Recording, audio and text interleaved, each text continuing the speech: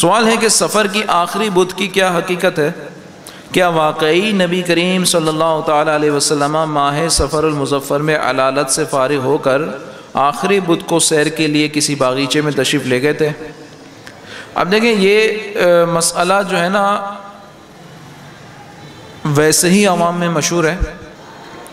امام اہل سنت فتاوی رضویہ شریف جلد 23 میں فرماتے ہیں کہ آخری چہارشنبہ یعنی بدھ کی کوئی اصل نہیں، نہ اس دن صحت یابی حضور سید عالم صلی اللہ تعالی علیہ وسلم کا کوئی ثبوت، بلکہ مرض اقدس میں جس میں وفات مبارک ہوئی اس کی ابتدا اسی دن سے بتائی جاتی ہے۔ تو لہٰذا روایات سے تو یہ چیز ثابت ہوتی ہے کہ چونکہ ربیع النور شریف میں حضور علیہ السلام کا ظاہری وصال مبارک ہوا،